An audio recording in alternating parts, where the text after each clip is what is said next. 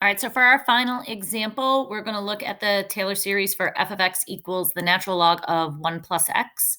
And we can note that this function, its derivative is 1 over 1 plus x. Therefore, the antiderivative of 1 over 1 plus x would be ln of 1 plus x. So if we use the series that we should know for this is a geometric a over 1 minus r. So a is 1, r is negative x. So a over 1 minus r. This is a geometric, so we get 1 minus x plus x squared minus x cubed plus x to the fourth and so on, which would give us this rule.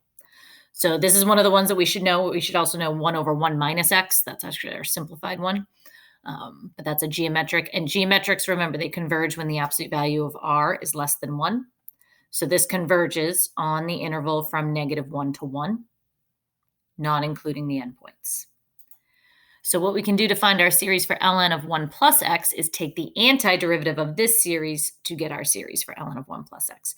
I find it's easiest to take the antiderivative of each term as you go through and then find the rule.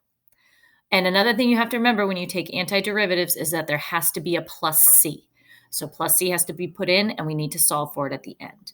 But using the center, right, the center is at 0. That should be noted here. This is centered at x equals 0. The function at x equals 0, ln of 1 plus 0 would actually equal 0. So we can use that point to solve for c at the end. So when we take the antiderivative of each term, so we start with our c. Sometimes we put it at the end, but here I'm going to put it at the beginning since it's a series. Then the antiderivative for 1 is x. Antiderivative of negative x is negative x squared over 2. Antiderivative for x squared is positive x cubed over 3. Antiderivative of negative x to the third is negative x to the fourth over 4, and so on. Once we have enough to get our pattern, right, we can do that. So we get alternating. So -1 to the n plus 1 over n, x to the n as n goes from 1 to infinity. So this doesn't include the c. Right? So we would actually have c plus this summation formula. But if we solve for c, the value of our function equals 0 when x is 0. Therefore, the series must also equal 0 when x is 0. So if we plug in 0 for all of our x's, all of these terms will be 0. Therefore, c must be 0. So that's why we don't have the c plus here, because technically c will equal 0 in this series. It doesn't always equal 0. You have to show that it will equal 0. If you just assume it without showing, that's where you don't get points. And there was something on our last open response question where we did that. So visually, what's happening here? So the interval of convergence for this is also going to be -1 to 1, but you'd have to check the endpoints because technically this is not geometric because now we have the n on the bottom. So visually, this is what's happening. So our series for ln of 1 plus x, all right, which we've already written out, is this.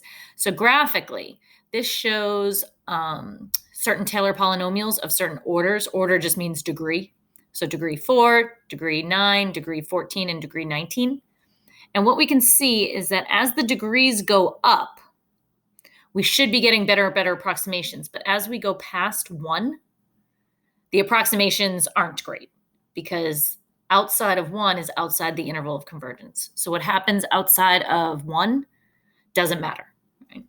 These two functions are only equal on the interval from -1 to 1.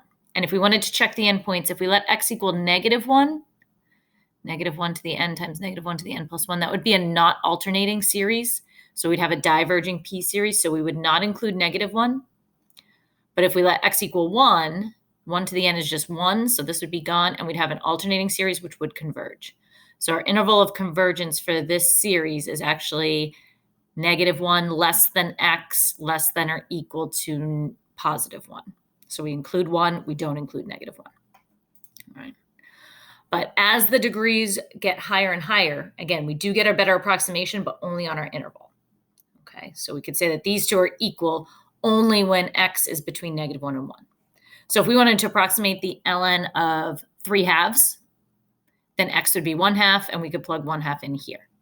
But if we wanted to approximate ln of 2, then, or ln of 3, x would equal 2, and we can't use this because that's not in the interval of convergence.